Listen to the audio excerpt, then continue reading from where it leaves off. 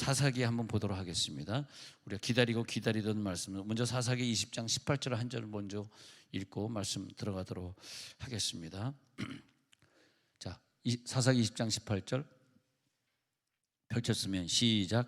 이스라엘 자손이 일어나 베델에 올라가서 하나님께 여쭈어 이르되 우리 중에 누가 먼저 올라가서 베냐민 자손과 싸우리까 하니 여호와께서 말씀하시되 유다가 먼저 갈지니라 하시니라. 아멘. 참 신앙생활 정말 돌이켜 보니까 오래 한 것 같습니다. 제가 태어나서 자란 날수만큼 신앙생활을 했고, 뭐 수예배든 금요예배든 뭐 새벽 예배를 비롯해서 거의 빠진 날 없이 지금까지 왔는데, 우리의 기도 생활을 이렇게 더듬어 보면서 우리의 기도 생활이라고 하는 게 대체 무엇인가? 어떤 사람들은 예수 좀 믿었다 그러는데 그렇게 기도 생활에 굴곡이 있고, 뭐 마치 무슨 뭐 가시밭에 떨어진 그런 말씀처럼 말씀이 떨어지긴 떨어졌는데 조그만 시험에, 마귀의 시험에 못 이겨서 또 열매를 맺지 못하는 자요, 조그만 환난이 오면 시험을 받는 자요, 왜 또 그 부류에 속해버리고 마는 것인가? 우리의 신앙생활이 그밖에 안 되는 것인가? 또 피곤하면 또 방학에 들어갔다가 또 기분 내키면 나왔다가 왜 우리는 그 정도밖에 안 되는가? 이 기도 응답을 받는다 할 때는요, 세 가지로 봤을 때, 첫 번째는 주일 아침 산부 예배 때 궤도를 도는 기도 생활 기억이 나실지 모르겠는데, 그런 것처럼 내 사정을 사랑하는 내 부모님에게 꾸준히 가서 얘기하는, 여러분 자녀들이 5살, 6살짜리 아이들이 있다면 꾸준히 와서 엄마한테 얘기할 때 내 자녀라 그러지, 걔네들이 꾸준하게 엄마한테, 아빠한테 얘기하지 않으면 그 아이에게 뭘 주고 싶겠으며 뭐가 이쁘겠습니까? 그러잖아요. 그래서 기도 생활이라고 하는 것은 꾸준히 나의 사정을 하나님께 아뢰일 때, 그것이 예수 믿은 지 10년이 되신 분이든 뭐 30년이 되신 분이든 이제 어느 정도 신앙생활을 하다가 이제는 꾸준히 하나님과 대화하는 거다. 그래 나의 사정이 항상 바뀌잖아요. 일본은 뭐냐 하면, 일본은 그 바뀌는 내 생활을 꾸준히 하나님께 아뢰일 수 있는 사람이 기도 궤도에 안착한 것이다, 그렇게 보겠습니다. 그리고 응답은 아무나 받으려고 기대는 하지 마시고 항상 자기의 문제를 꾸준히 하나님 앞에 기도하는, 매일같이, 그 상번제가 그런 의미라 그랬습니다. 다니엘이나 유대인들은 항상 하루에 3번 기도했지만 우리 3번 못할지라도 아침 저녁에 1번씩, 그래서 해 동트기 전에 1번, 그 다음에 해 질 때 1번, 이렇게 꾸준히 기도 생활이 되어 있는가, 그런 것이고요.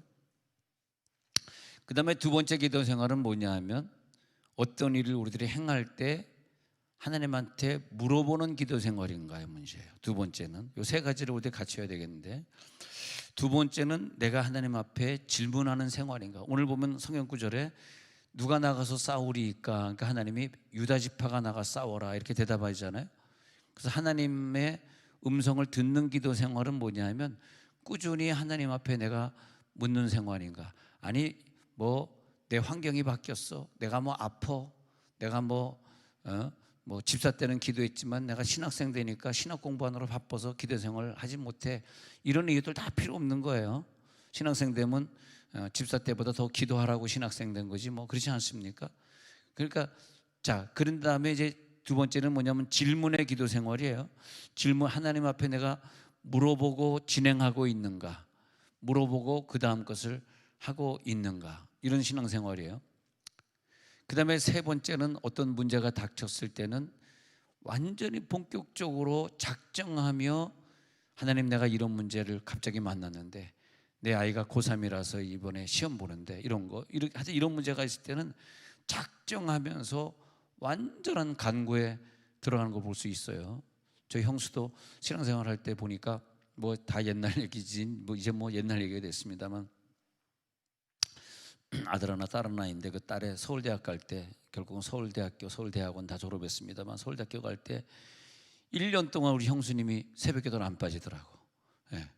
이제 그런 그 발동이 걸리니까 그 후에도 새벽기도 꾸준히 하시게 됐습니다만, 충신교회 다니려니까 그 어디죠? 어디 살았더라? 하여튼 그 건대 후문이 무슨 동이죠? 자양동.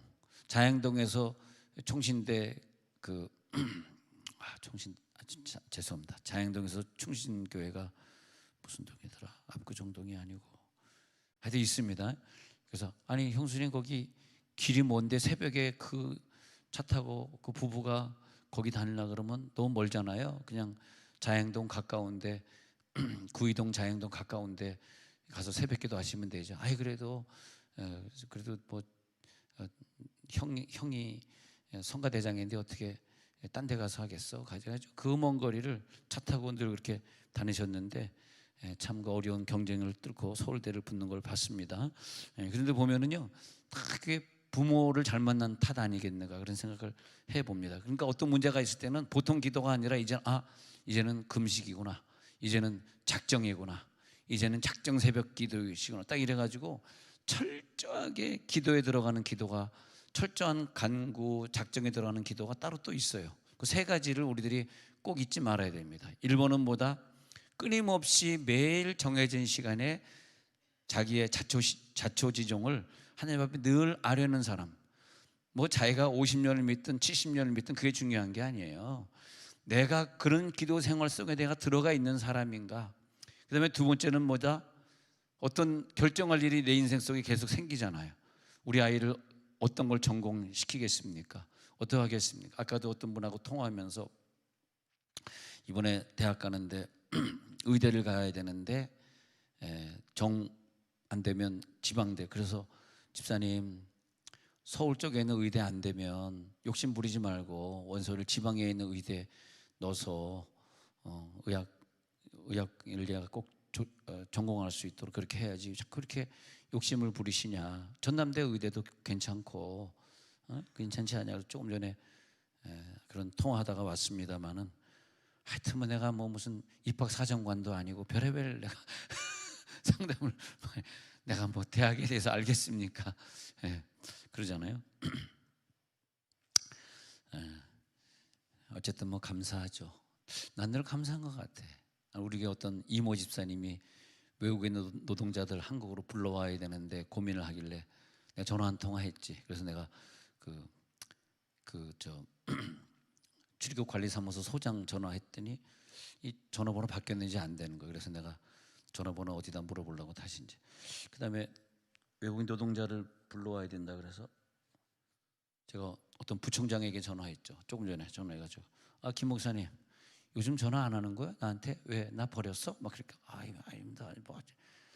말이요, 근데 우리 저 외국 노동자들을 좀 불러다가 농사를 좀 시켜야 되겠는데 자기가 뭐 100명씩 데려오는데나. 그래서 그 학생으로 그럼 데려와가지고 토요일만 공부하면 된대.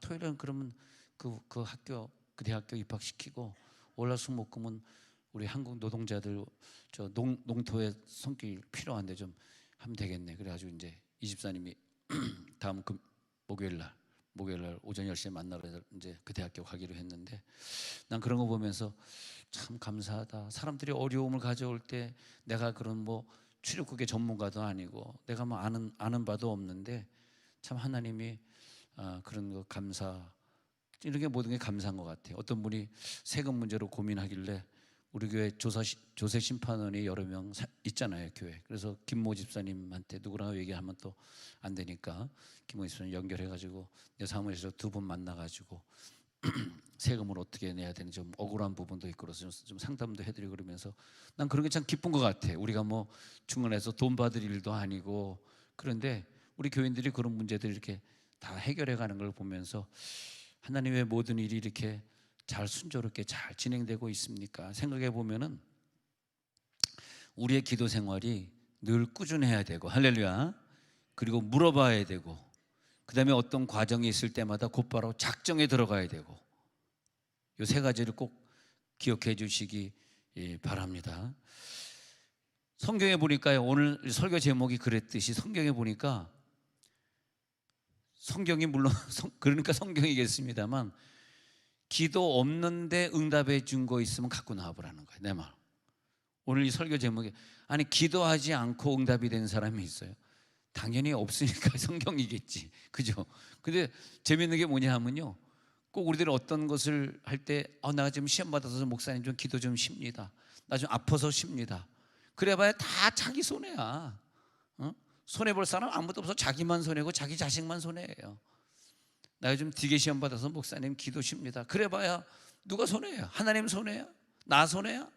자기만 손해야. 자기만, 자기 자식만 고통받는 거야, 괜히 그것 때문에. 그렇지 않습니까? 그러면 자, 누가복음 3장 21절에 보니까 3장 21절에 이게 뭐냐면 기도하실 때에 하늘이 열리며, 아니 세례를 받으신 다음에 기도하실 때에 하늘이 열리며, 하늘이 언제 열려? 하늘이 언제 열려? 그럼 답은 뭐예요? 기도하실 때에. 여러분 하늘 열고 싶지 않으세요? 할렐루야. 오늘 하늘이 열릴지어다. 오늘 하늘이 열고 가. 그럼 언제 하늘이 열려? 뭐 할 때? 기도할 때.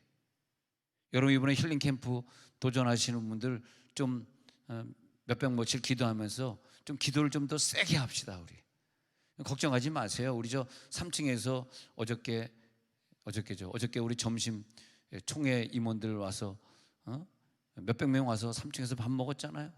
코로나 걸렸다는 얘기 없습니다. 너무 무서워하지 마세요. 내가 사진 찍을 때도 좀 다 마스크 좀 벗으세요 그랬더니 무서워가지고 그 목사님들이 안 벗더라. 안 돼요. 그러더라. 그래서 나만 벗어. 내가 찍어주는데 내가 벗으면 무슨 소용이 있어? 찍히는 사람이 벗어야지. 그래서 할 수 없이 그냥 마스크 쓴 대로 찍어드렸습니다만 말이야. 저는 임원이 아니니까 뭐 사진 열심히 찍어두고 대접해드리고 얼마나 감사합니까? 난 그런 게 너무 즐거운 거야. 야, 하나님 우리들에게 제일 큰 성전을 주시어서 우리 교회 와가지고 저분들이 총회장 취임식을 하고 식사도 우리들이 잘 대접해서 저분들이 기쁜 마음으로 가고 얼마나 감사해. 참 예수 믿는다는 게 늘 즐거운 것 같아. 즐거운 분만 아멘 하시기 바랍니다. 이렇게 하면 또 아멘 안 할 수가 없잖아. 얼마나 즐거워요. 늘 즐거우시기 바랍니다. 기도할 때에 하늘 문이 열리더라요. 그것이 누가복음 3장 21절 되겠습니다. 또 사도행전 7장 56절 또 보면 말이에요. 스데반이 돌에 맞으면서 하나님 앞에 기도했어요. 그때 기도하니까 하늘이 열리고, 오늘 기도하다 하늘이 열릴지어다. 하늘은 기도하다 열리는 거예요. 기도 평소 안 하는 사람 오늘 하늘 열 생각 하지를 마세요. 스데반이 돌에 맞으면서 하나님 앞에 기도했어요. 하나님, 나 지금 천국 갑니다. 저를 받아주세요. 그랬더니 하늘이 열려버렸어. 하늘이 열리니까 그 다음에 뭐예요? 인자가 하나님 우편에 서신 것을 보노라. 여러분 기도하시다가 하늘문이 열리고 우편에 계신 예수님을 확인할지어다. 우리의 축복은 그거인 것 같아. 하늘이 열리는 거. 누가복음 9장 29절에 우리가 주일날 아침 읽었던 거지만은 읽어봅니다. 시작. 기도하실 때 용모가 변화되고 그 옷이 휘어져 광채가 나더라. 30절. 문득 두 사람이 예수와 함께 말하니 이는 모세와 엘리야니라. 아니 변화산상, 나중에 변화됐으니까 이름이 변화산상이라고. 지금은 이제 이스라엘 가면 여러 차례 여러분 갔다 오셨지만 변화산 기도원 이렇게 되어 있습니다. 거기 기도원이 하나 생겼어요. 그러면 지금은 변화산이라 그러는데 그때는 변화산이 아니겠지만 어떤 산에 가가지고 예수님이 기도하셨어요. 기도하는데 그 기도하다가 보니까 예수님의 모습이 변모가 되었어요. 언제 내 모습이 변모가 되고 천사 얼굴처럼 환하게 빛나고, 얼마나 기분이 좋을까. 여러분 오늘 기도하다가 여러분 다 변형될지어다. 할렐루야. 여러분 이번에 완전히 내일 아침 10시 반에 전도 훈련 받다가 모습이 다 변모가 될지어다. 할렐루야. 다 변모되십시다. 주일날 아침 일일 집회 하다가 정광희 목사님 말씀 듣다가 다 변화가 될지어다. 우리 주일날 아침에 올 때는 오늘 일일 집회에 대해 하는 마음으로 변화산상에 올라오는 마음처럼 올라오시고, 주차는 근처에 다 대고 오시고, 아멘은 골라서 하시고, 우리 좀 늦게 오시는 분들 좀 지각하시는 분들, 또 처음 오시는 분들 위해서 좀 일찍 오시는 분들이, 여러분들은 부지런하잖아, 일찍 오잖아. 그러니까 교회 주차장에 대지 마시고, 하여튼 주차장 분야는 지금 열심히 노력하고 있습니다. 지난 월요일도 우리 세종시장 만났고요. 제 나름대로 열심히 노력하고 있어요. 가만히 있는 게 아니에요. 어떻게든 해결해 보려고. 근데 이쪽에 주차장 하려고 예산을 짜봤더니 한 300억 정도. 입이 안 다물어지네. 이 교회가 이제 땅값이 올라가지고 한 100억에서 120억을 추산하는데, 우리 재산을 갖다가. 그런데 이것보다 더 2배, 3배 정도의 예산을 들여야 주차장을 만들 수 있으니 어마어마한 거 아닙니까? 그러니까 우리 힘으로 안 되니까 이제 100번으로 노력하는 거죠. 걱정하지 마시고, 우리는 그냥 그날이 될 때까지 우리는 열심히 주차를 밖에다 세우는 훈련을 하고, 얼마나 감사합니까? 하도 운동을 안 하니까 말이야. 그거라도 해가지고 몇 걸음이라도 더 걷게 하시고, 열심히 걸으십시다. 열심히 걸어야 돼. 저 보세요. 끝까지 엘리베이터 안 타고 늘 이거 계단으로 다니는 거. 왜 엘리베이터 타면 500원이야 그게. 500원. 엘리베이터 한번 움직일 때 500원씩이래. 계산해 보니까. 누가 계산했는지 맞는 얘기인지 모르겠어. 500원인지 450원인지 570원인지 모르지만 하여튼 500원이래. 전기 아깝잖아. 요즘 전기값 비싼데. 난 걸어 다니잖아. 얼마나 불쌍합니까? 얼마나 불쌍해. 자, 그러면 어디까지 진도가 나갔냐면, 예수님이 기도하러 가셨는데 누가복음 9장 29절에 기도하실 때에 예수님의 용모가 변화되고 그것이 희어져 광채가 나도록. 뭐 하실 때에? 아니, 성경에 다른 얘기가 적혀 있어. 뭐 하실 때 용모가 변화되냐고. 왜 우리가 기도가 안 되냐? 그릇이 너무 작아. 용모가 변화되고 은사를 체험할 그릇은 아닌 것 같아. 그냥 천국은 갈 수 있을지 몰라. 근데 기도가 안 되는 거야 이게. 그렇게 되는 거죠. 또 그 다음 구절을 좀 보면 다니엘서 9장 21절에 가서 보니까, 다니엘이 하나님 앞에 응답받을 때 보니까요, 다니엘 9장 21절에서 다니엘이 내가 기도할 때에 이전에 환상 중에 본 그 사람 가브리엘이 빨리 날아서 저녁제사. 자, 3가지 기도 중에 다니엘이 1번 꾸준히 사정 아래는 기도 생활, 2번 묻는 기도 생활, 3번 그 중에서 어떤 일이 벌어졌을 땐 작정에 들어가라. 작정 기도 생활이 3가지인데 다니엘은 21일 작정 들어간 거예요. 작정 기도할 3번째 단계입니다. 작정 기도할 때에 환상 중에 본 가브리엘 천사가 빨리 날아서 저녁 제사 드릴 때 지금의 내게 천사가 오늘 이르를지어다. 천사가 내려올지어다. 천사 동호는요 작정 기도 속에 있는 거예요. 여러분, 그런 오늘 저녁에 나온 여러분들과 저는 하나님 앞에 오늘 결심합시다. 하나님, 내가 평생 기도자가 되겠습니다. 평생 다니엘 기도하는 사람이 되겠습니다. 그렇게 하시기. 기도할 때에 다니엘서 9장 21절, 다니엘은 작정하고 정해놓고 기도하는 사람. 기도할 때에. 그 다음에 마가복음 9장 29절 보니까 기도 외에 다른 것으로는 이런 종류가 나갈 수 없느니라. 오늘 밤에 기도하다가 이런 능력이 빠져나갈지어다, 은사가 나갈지어다, 귀신이 떠나가는 능력을 체험할지어다. 기도 외에 다른 것으로 가능하다고 한 구절이 있으면 찾아봐요. 기도 외에 뭐가 가능하면 합니까? 가능하지 않아요. 여러분 평생 기도자가 되시기를 바랍니다. 예레미야 29장 13절, 예레미야 29장 13절에 보니까 너희가 온 마음으로 나를 구하면 나를 찾을 것이요 나를 만나리라. 너희가 온 마음으로 구하시기 바랍니다. 온 마음으로 구하면 나를 찾을 것이요 온 마음으로 기도하는 자들이 될지어다. 자, 그 다음에 이제 두 번째 물어보는 걸 보면 말이에요, 창세기 25장 21절부터 보면은 이삭이 그의 아내가 임신하지 못함으로 그를 위하여 여호와께 간구하매. 평소에는 그냥 일반적인 기도하시다가 임신을 못할 때는 야, 내가 너를 통해서 좀 특별한 기도를 받고 싶어, 이런 뜻이거든요. 아니, 임신이 안 될 줄은 꿈에도 몰랐지. 그냥 꾸준히 기도 생활만 한 거지. 예배 생활, 기도 생활만 한 거야. 젊으니까 애 낳을 줄 알았지. 이삭이 그렇게 생각한 거예요. 근데 이 젊은 여자가 애를 못 낳는 거라. 그때는 뭐냐 하면 이번에 임신되는 아이를 통해서 하나님이 선교사를 만들든지 훌륭한 집사님을 만들든지 하나님의 계획이 있는 거라. 그죠? 예, 계획이 있는 거야. 그러면 그 계획을 맞추기 위해서는 작전기도 속에 들어가야 되잖아. 그리고 물어봐야지. 왜 임신이 안 됐습니까? 뭐 이런 거. 그러니까 이 세 가지를 이삭은 다 해요, 사실은요. 그래서 작전기도에 여호와께 간구하고 들어간 거란 말이죠.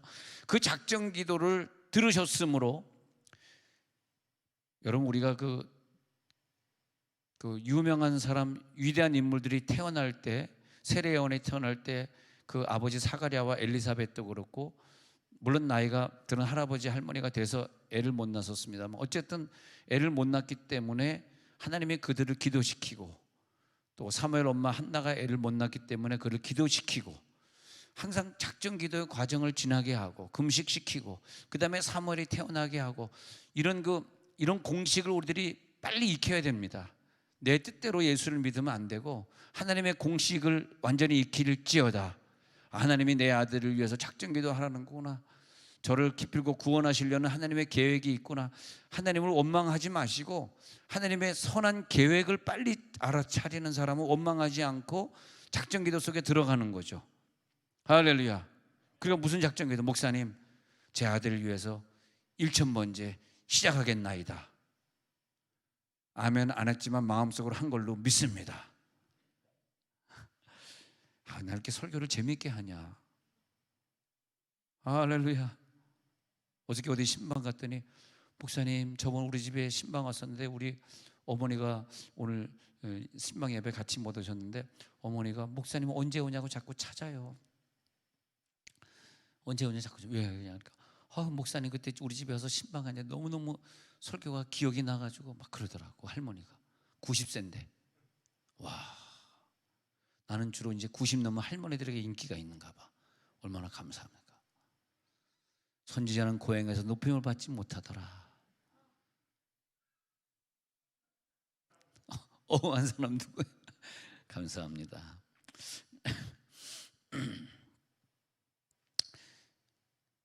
우리 지금 이삭 얘기했잖아요. 이삭도 평범한 사람이 아니에요. 애가 안 생긴 거야.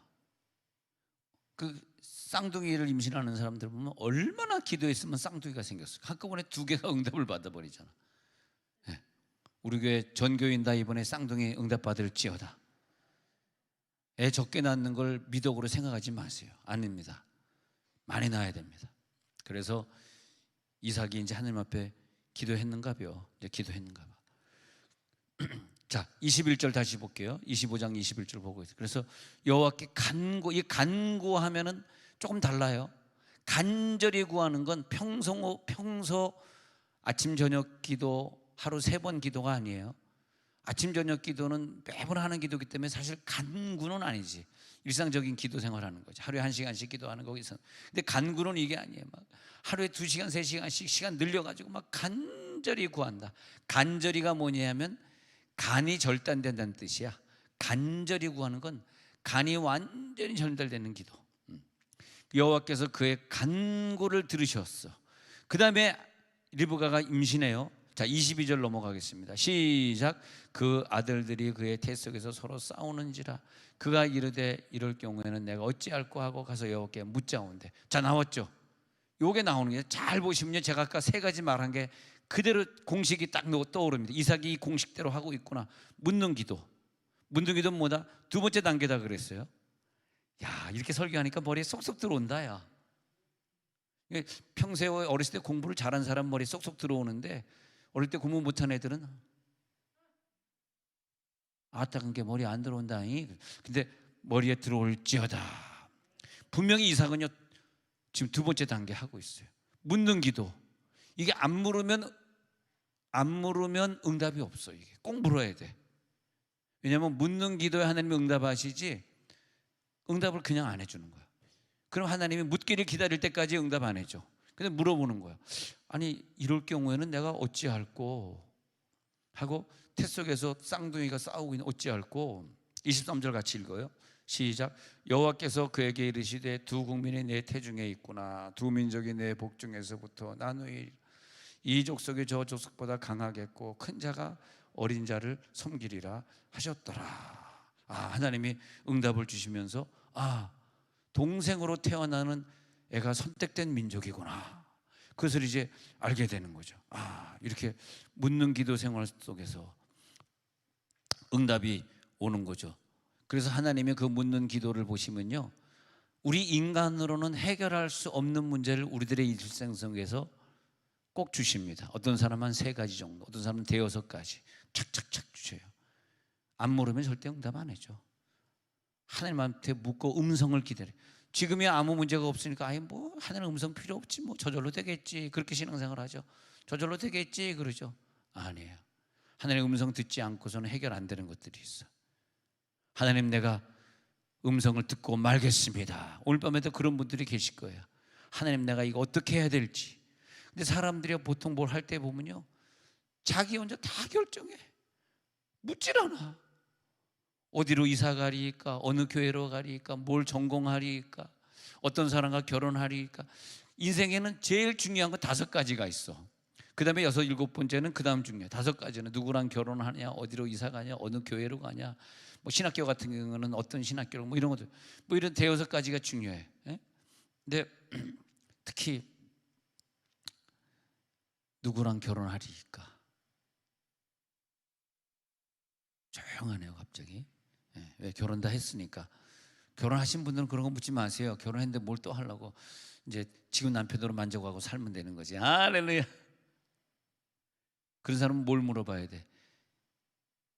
내 남편을 어떻게 해드려야지 저가 기뻐하리까? 이거 물어보면, 야, 더 섬겨라, 목욕시켜드려라, 구석 때를 좀 밀어드려라, 이런 음성이 들릴 거 아니야. 그만하자. 그러면 어떻게 하리까? 하나님 어떻게 하리까? 물어보는 거예요. 인생의 5-6가지는 아주 중요한 거고요. 항상 물어봐야 되고, 안 물어보면 손해가 와. 그때 내가 시집갈 때 좀 물어볼 거. 그때 내가 대학을 전공할 때 좀 물어볼 거. 내가 그때 수학을 못 해가지고 무조건 지리는 좋은데 수학이 싫어. 그래가지고 무조건 사회학 쪽으로 전공을 정했는데 가서 보니까 너무너무 공부하기가 싫어. 그래가지고 지리가 아주 지리멸멸해져. 수학은 학을 떼어. 그만할게요.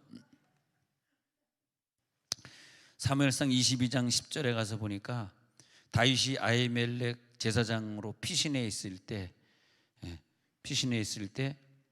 물어봅니다. 아히멜렉이 그를 위하여 여호와께 묻고 그에게 물어보기를, 아니 이 다윗을 내가 도와줘야 돼요, 말아야 돼요? 물어봐요. 그러니까 하나님이 그에게 대답을 합니다. 야, 다윗 왕을 도와줘야 된다. 그래서 음식도 주고 블레셋은 골리앗에 칼도 주고, 그런 경우를 봅니다. 자, 그래서 이 묻는 기도, 사사기 1장 1절에도 가서 보니까 사사기 1장 시작할 때 여호수아가 죽은 후 이스라엘 자손의 여호와께 여쭈어 이르되, 물어보는 거예요. 누가 먼저 올라가서 가나안 족속과 싸우리까? 저 가나안 족속과 싸워서 저들을 내쫓아야 되는데 누가 먼저 그러니까 하나님의 응답이 있어. 2절에 내려가서 응답이 있어요.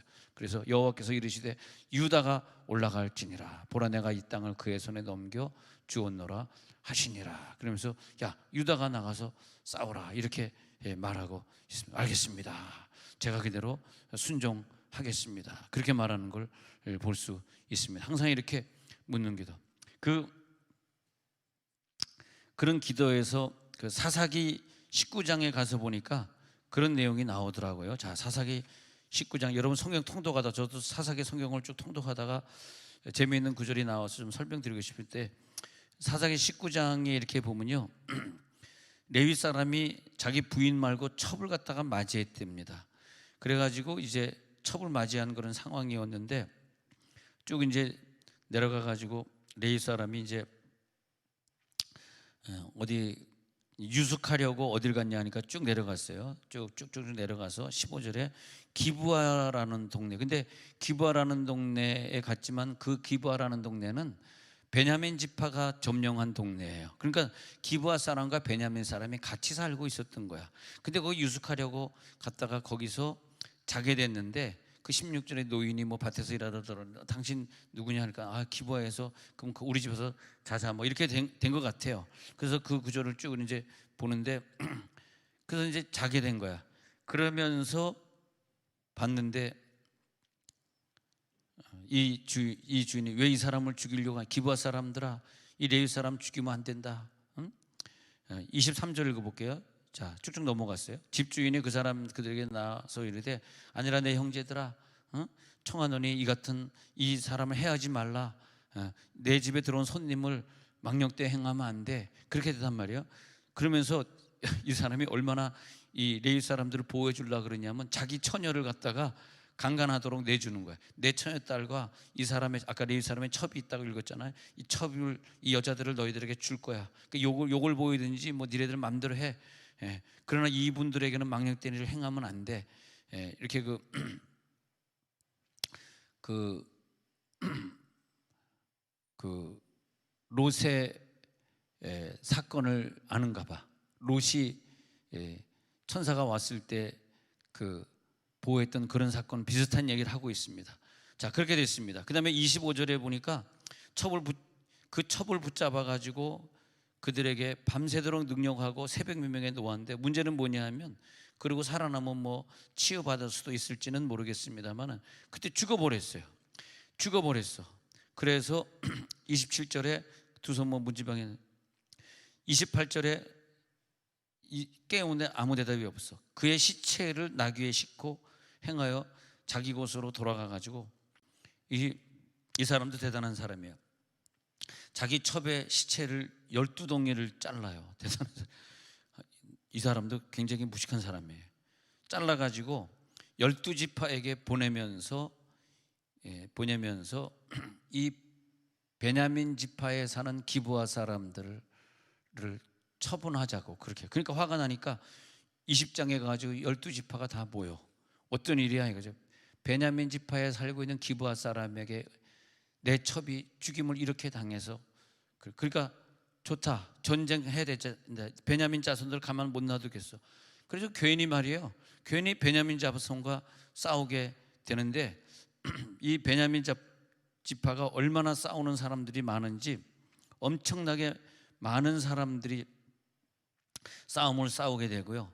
그리고 보시면요 14절에 20장 14절에 성읍들로부터 기브아에 모이고 나아가서 이스라엘 자손과 싸우고자 하는데 베냐민 자손의 수는 칼을 빼는 자가 모두 26,000명, 기브아 주민 중 택한 자가 700명인데 얼마나 이 베냐민 지파하고 이 기브아 사람들이 싸움을 잘하는지 16절에 700명은 다 왼손잡이라. 여러분 이 운동이나 이런 거 육박전 할 때에는 여러분들이 육박전 안 해봐서 잘 모르겠습니다만 보통 육박전 할 때 이제 오른손 가지고 이렇게 싸우지 않습니까? 그래서 손흥민 아버지 손흥정 씨가 믿음 좋은 분인데 그분이 손흥민을 어릴 때부터 오른손잡이로 태어났는데 오른손을 묶어놓고 왼손으로 밥 먹고 왼손으로 볼 차는 연습을 시켰는데 축구 한번 해보세요. 한 발로만 하느라 양발로 했는데 두 배를 더 잘할 거 아니에요. 그러니까 골을 왼발로 쏴도 강볼을 쓰고 오른발로 쏴도 강슛을 쏟는 게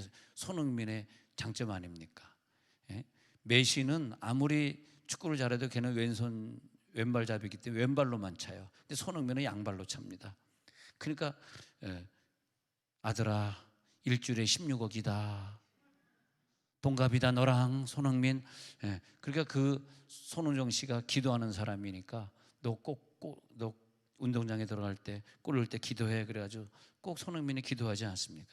근데 이 베냐민 지파가 왼손을 훈련시키고요 또 기브아 사람도 왼손을 훈련시켜가지고 얼마나 전쟁을 잘하는지 양손으로 싸우니까 육박전 할 때 한 손으로 하는 거를 양손도 생각만 해보세요. 양발로 차는데 그게 싸움이 되겠습니까? 그러니까 이 사람들이 엄청나게 싸움을 잘해요. 그래가지고 계속 이제 이 이스라엘 자손하고 붙었는데 이제 지는 거란 말이에요.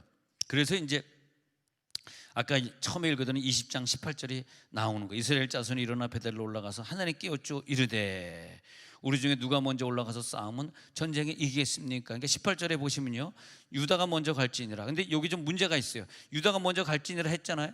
그래가지고 순종해가지고 나아가가지고 베냐민과 싸웠어. 싸웠는데 21절에 이스라엘 사람 22,000명이 죽어버렸어. 자, 21절 베냐민 자손이 기브아에서 나와서 21절입니다.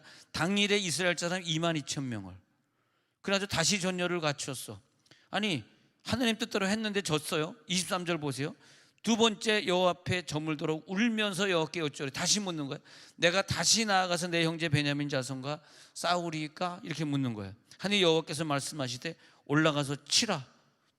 묻는 질문 했으면 이겨야 되잖아. 올라가서 치라. 그런데 제가 이 구절이 좀 이해가 안 됐어요. 그래서 여러분들 좀 말씀드리고 싶은데, 여호와께서 말씀 올라가서 치라. 그래가지고 또 두 번째 질문하고 베냐민 자손을 치러 나아갔는데 25절에 베냐민도 그 이튿날에 기브아에서 그들을 치러 나와서 다시 이스라엘 자손, 지금 자기 민족끼리 싸우고 앉아 있는 거예요. 한심한 민족이죠. 8,000명을 또 싸우기 위해서 다 칼을 빼는 자들, 장수들을 갖다가 다 이겨버렸어. 얼마나 오른손 왼손을 잘 쓰는 싸움을 싸우는지. 이에 온 이스라엘 자손 모든 백성이 올라 베델에, 또 26절 보세요. 펑펑 울면서 이제는 뭐냐면 깨달은 거야. 나 이 구절이 좀 나는 다가오더라고요. 그때 뭐 했는지 아십니까? 묻는 기도는 했는데 두 번 해서 이제 세 번째는 뭐냐 하면 금식에 들어가. 우리의 죄가 속죄 안 됐구나. 번제해야 되겠다. 속죄의 번제를 하나님 앞에 드리고 화목제를 여호와 앞에. 아니, 이 방법 때문에 하나님이 응답해 줬다고 외에는 저는 생각이 안 들더라고요. 여러분 어떻게 보실지 모르겠는데, 그래가지고 계속 수만 명이 죽어나갈 수 없잖아. 그래서 거기서 금식 작정기도. 자, 묻긴 물었는데 작정기도는 없었어. 내가 좀 과장인지 모르지만 소화되는 분만 좀 이해해 주시길 바라고요. 또 이 구절을 소화 안 되는 분도 또 있을지도 몰라. 뭐 금식한다고 응답해 주고 금식 안 한다고 응답 안 해줘, 그렇게 받아들이면 할 수 없고, 26절에서 어떻게든, 나는 그렇게 봐요. 3번 물어봤는데 여러분 기도 생활하다가 이게 안 되면 단계를 좀 높이세요. 하나님이 여러분들에게 좀 높은 단계를 요구하시는 걸 알아야 돼. 아니, 사무엘의 엄마 한나가 실로 성전에서 기도를 안 했습니까? 했습니다. 근데 하나님은 더 높은 단계를 원하셨어. 금식했을 거예요. 작정기도 했을 거예요. 근데 뭘 원하셨냐면 서원 기도를 원하셨던 거예요. 마지막 단계는 아들을 낳으면 바치겠습니다 할 때 응답해 버리잖아. 아니, 한 단계 높이고 응답 받으실지어다. 특히 아프신 분들, 특히 뭐 암 걸리신 분들, 특히 내 힘으로 해결 안 되시는 분들은 딴 거 쓰지 마시고 기도의 작정을 높여보세요. 제발 부탁입니다.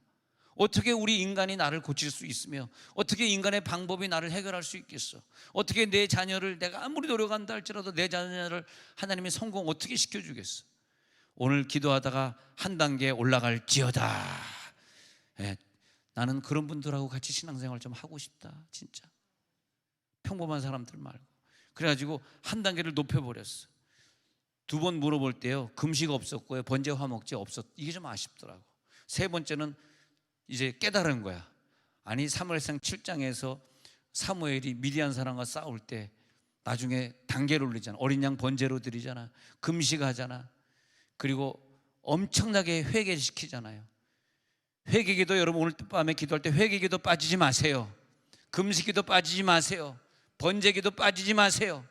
예배 드릴 때마다 하나님 앞에 감사하세요. 한번 해보세요. 진짜 번제와 화목제를 요 앞에 드리고요. 26절 다시 봐요. 자, 뭐냐면 끝부분 보세요. 날이 저물도록 금식해 번제와 화목제를 요 앞에 드리고, 그 다음에 27절에 언약궤도 가져. 언약궤도 거기 있어. 언약궤도 가져. 자, 언약궤 있니? 금식했니? 번제와 화목제 드렸니? 눈물 흘렸니? 회개했니? 짜짜짜짜짜 5개 다 완성됐습니다. 오케이, 다시 한번 기도해보자. 전쟁이 다시. 안 그러면요 수만 명 죽어요. 지금 이거 수만 명의 목숨이 왔다 갔다 할 일입니다. 내 생각대로 지금 기도할 문제, 지금 목숨이 지금 왔다 갔다 하는 상황이에요. 내 목숨이 왔다 갔다 하는데 하느님 앞에 기도해야지 어디다 기도합니까? 예. 28절 읽어보겠습니다. 28절 시작. 아론의 손자 엘리아살의 아들 비느하스가 그 앞에 모시고 섰더라. 이스라엘 자손들이 여쭈기를 우리가 다시 나아가 내 형제 베냐민 자손과 싸우리까 말리까 하니 여호와께서 이르시되 올라가라. 내일은 내가 그를 내 손에 넘겨주리라 하시는지라. 똑같은 음성 같은데도 지금의 음성은 좀 더 확신에 찬 음성인 것 같아요. 할렐루야. 오늘 확신에 찬 하나님의 음성 듣고 갈지어다. 그 확실히 음성을 이번엔 진짜다. 진짜 네가 확실히 했어. 내 마음에 들었어. 너의 작정기도 번제기도 다 음성 들었어. 네 손에 넘겨줄 거야. 할렐루야. 네. 여호와께 이르시는 음성 들을지어다. 그래서 그때 이제 넘겨주리라. 29절에 이스라엘이 기브와 주위의 군사를 매복했는데 그때 이제 지혜가 떠오른 거야. 야, 매복 싸움을 싸우자. 미끼로 몇 명 보내자. 미끼로 몇 명 보냈는데 31절 미끼 30명이 가량이 죽어요. 30명 가량이 죽어. 근데 더 이상 안 죽고 그다음에 이스라엘 자손들이 숨어 있다가 복병이 33절에 복병이 기브아 초장 속에 쏟아져 나와 가지고 34절에 택한 사람 10,000명이 기브아에 이르러 침해 싸움이 치열하나 베냐민 사람은 화가 자기에게 미친 줄도 알지 못했어. 자기네가 지는 걸 알지 못해. 그래가지고 35절에 이스라엘 앞에서 베냐민을 치셨는데 당일에 이스라엘 자손이 베냐민 사람 25,000명을 죽고 그 이스라엘 사람은 하나도 안 죽고 베냐민 사람 야 아까운 베냐민 민족 25,000명이 같은 편끼리 이렇게 우리나라가 북한하고 남한하고 동족 상잔의 비극으로 그때 6.25 때 죽은 사람이 몇 명인지 아십니까 여러분? 그 예비고사에 나오잖아. 예비고사 안 봤나? 수능에 나오잖아. 6.25 때 죽은 사람 몇 명입니까? 1번. 주일 아침에 계속하도록 하겠습니다. 참 이 기도 생활이 중요하더라고요. 저는 신앙생활 하면서 제가 여러분들이야 만 10년 안의 사람들이지만 어떤 분을 제가 한 30여 년 이상 잘 섬기고 있는 분이 있습니다. 우리 교회는 한 번도 안 온 분인데 그분은 30여 년 전에 알았지만 어릴 때 여의도 순복음에서 은혜를 받은 분입니다. 그리고 그분이 이제 해외 여자분인데 해외에 나가 있을 때 선교 나가 있을 때도 제가 갔다가 같이 이제 보고 왔는데 정말 그 선교비는 평신도니까 선교비는 아무도 안 보내줬지만 정말 선교하는 걸 보니까 얼마나 그 영혼에 대한 갈망이 있는지 그 선교지에서 말도 잘 안 통하는데 양로병원에 가가지고 그 유색인종들을 전도하고 매일 그렇게 기도 생활이 한 30여 년 내가 본 뒤로 보면 한 30여 년 게라가 아니라 이제 아들들 따라났는데 큰 아들이 5살 때로 기억하는데 지금은 이제 35이 됐어요. 그래서 내가 그 아들한테 이제 35이 됐으니 장가를 가야 되는데 내가 걔네들을 알잖아. 미국에서 공부 잘했고 좋은 기업에 지금 취직해서 잘 다니고 있으니까 공부도 미국에서 잘했고 그래서 미국에 있을 때도 너무나 잘 알고 그래서 내가 우리 교회 처녀 소개시켜 줄 테니까 결혼하라고. 몇 년생이냐 그래서 몇 년생이라 그러니까 양심적으로 걔가 그러더라고. 목사님 나이 차이가 너무 나서 너무 미안해요. 제가 35인데 30대하고 해야지 어떻게 20대하고 하겠습니까? 양심적으로 지가 그러더라고. 그런데 그 말을 한 다음에는 더 이상 내가 말 못하겠더라고. 아이고 30여 년 동안 제가 그 여인을 이렇게 늘 보면서 참 파란만장한 세월을 보냈습니다. 많이 울었고 아직도 남편이 지금 나이가 60이 됐는데도 아직도 남편이 변화되지 않아서 많은 고통이 있고 그런데 기도 생활이 근데 매일같이 전도 안 나가는 날이 없어. 매일같이 전도해. 그래가지고 여의도 순복음교회 지역 우리랑 좀 구조가 다른데 지역장, 구역장 있잖아요. 교구장 이렇게 해가지고 모르는 사람이 없어. 지금은 이제 다른 이제 여의도에 안 사니까 이제 다른 지방에 있는 구역장을 하고 있는데 야 어쩌면 이렇게 영혼을 사랑하는지. 30년 동안 너무 가난하게 살았어. 너무 힘들어. 돈이 없어. 돈이 없는데도 그 돈이 생기면 그렇게 교회에 갖다 바치고 또 주변 사람들 먹이고 전도하는데, 야, 이제 한 30여 년 지나니까 이제 응답이 되네 이제. 야, 그래가지고 어떤 어떤 응답이 됐냐면, 아버지가 이제 90이 됐는데 돌아가실 때가 됐잖아요. 알고 봤더니 아버지가 숨겨놓은 재산들이 상상할 수 없이 어마어마하게 많은 거예요. 근데 이제 아버지가 좀 뭐 좀 부끄러운 얘기라서 다 할 수는 없지만 딴 짓을 좀 하느라고 자식에게 안 물려주려고 그랬는데, 그렇게 아버지 어머니가 예수를 잘 안 믿으려고 그래가지고 그렇게 미웠는데, 한 10년인가 20년 이제 떨어져 살고 얼굴도 안 보다가 다시 아버지 용서해 주세요 해가지고 아버지를 열심히 섬겨도 요즘도 막 병원 데리고 다니고 하는데, 그 아버지가 치매가 왔다 갔다 하면서 이제 재산을 이제 풀기 시작한 거예요. 이제 그러면서 이제 주는, 이번에도 그분이 참 얼마나 주님을 사랑하는지 옆에서 보면 제가 30여 년을 이렇게 봤는데, 목사님 이번에도 교회에다가 11조를 500을 바쳤다는 거예요. 또 뭐냐 그러니까, 아버지가 이번에 차 사라고 4천만 원을 줬는데, 자기 차 좋은 차가 이제 엄마가 이제 연로하니까 못 타고 새 차가 있긴 있어요. 근데 아마 그거는 이제 또 뭐 다른 사람 타게 하려는 거지. 이제 새 차를 또 아버지가 돈이 많으니까 이제 막 몇 천만 원씩 막 주는 거예요. 이제 그래서 이제 새 차를 사게 되는데, 4천만 원짜리 뭐 기아 무슨 뭐가 있대, 하이브리드가 기아 네온가 뭐 그 큰 차 하는데, 작은 차인데 좀 위험할 텐데 큰 차로 사지 그래요. 내가 그랬더니, 아이 목사님 뭐 작은 차에 못 돼요. 그래도 하이브리드라서 3,500인데 왜 4천만 원을 왜 뜯어? 그랬더니, 아 11조 내야죠. 11조 500만 원 내야지. 4천만 원짜리 차가.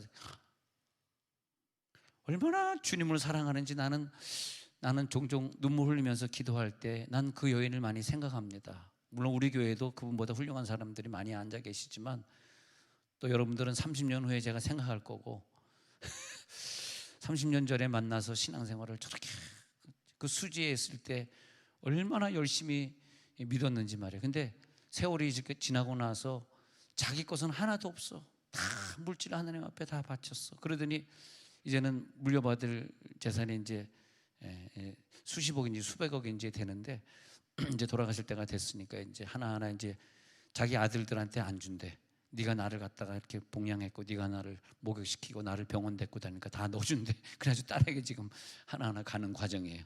그래서 나한테 보고하는, 목사님 이번에 뭐 얼마 들어와세요? 그래 잘했다. 당신이 정말 평생 그렇게, 야, 그 외국에서 그 전도할 때 보니까, 야, 이게 선교사지 뭐가 선교사냐. 정말 한 영혼 한 영혼을 사랑하는데, 근데 어떻게 내가 그분이 거기 있는지 모르고 내가 갔다가 어떻게 인터넷으로 나를 보고 거기를 찾아온 거야. 내가 거기서 이제 선교지에서 집회를 하고 있었는데 그분이 온 거라.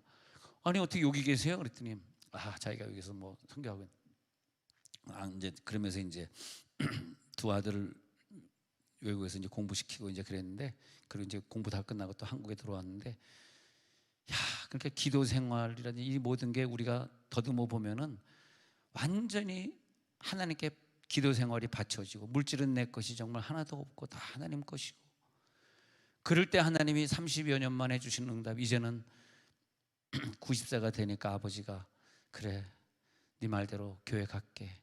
이제 90세가 돼서 물론 부끄러운 구원이지만 한 명 되면 남편도 이제 교회에 잘 따라 나가고 이러면서, 또 자녀들이 엄마 말 잘 듣고 이제 꼭 믿는 처녀랑 결혼하겠다고, 예수 잘 믿는 아이랑 결혼하겠다고. 내가 그 가정을 너무나 잘 알아서 꼭 중매해주고 싶었는데, 20대는 자기가 너무 어려서 좀 그러지 않고, 미안해서요 목사님 그러더라고. 미안하대. 미안할 게 뭐 있어. 그냥 한 10살 차이라도 그냥 강도처럼 그냥 사기꾼처럼 결혼하면 되는 거지. 그래서 30년 후에 우리들의 신앙생활을 이처럼 누군가 나를 보고 있을 텐데, 정말 매일같이 전도하고 매일같이, 하여튼 여의도에서 그분은 소문났어요. 매일 전도하고 매일 아침 저녁으로 교회 와서 기도하고, 그리고 지금까지 직업은 가져본 적이 없고, 전도해야 되니까 자기 세상 직업은 가져본 적이 없고, 주시면 먹고. 그러니까 외국 가서 있을 때 뭐 먹고 살았냐 그러니까 배급 주는 거, 이 가난한 사람들 배급 주는 거 먹고 살았다는 거예요. 그리고 그렇게 어려운데 자기 아버지한테 돈 달라고 한 번도 안 그랬는데 세월이 지나고 나니까 자기가 아버지가 알아서 이제 다 해결해 주면 손주들 이름으로 증여하겠다 그러면서 이제 증여 단계 들어가서 나한테 물어보길래 10년 안에 증여는 상속세가 물기 때문에 그런 식으로 증여하면 안 된다 하고 이제 좀 설명을 드렸습니다만, 그런데 우리가 이상 살면서 내 신앙생활을 정말 누군가 보고 있는데, 그러니까 그 지역장 구역장 이런 사람들이 얼마나 많이 이 분을 좋아하고 따라오는지 몰라요. 그래서 제가 어디 가서 이렇게 집회를 하잖아. 그러면 그분이 지역장 구역장 다 데리고 와. 그래서 아니 여기 어떻게 왔으니까 아니 목사님 인터넷 봐서 왔죠. 그러면서.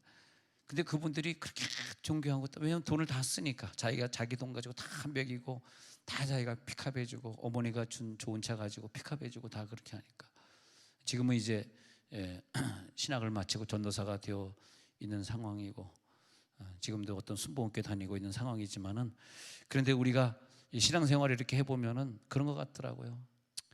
이 기도 생활이라고 하는 게 1년, 2년 안에 끝나는 것도 아니고, 교회 생활을 우리가 1년, 2년 합니까? 10년, 20년 누군가 나를 바라보고 또 나를 눈물로 기도해주고 때로는 나를 기대하고, 때로는 우리 교인들이 여러분 목자님들, 교사들을 본받고 있고, 할렐루야.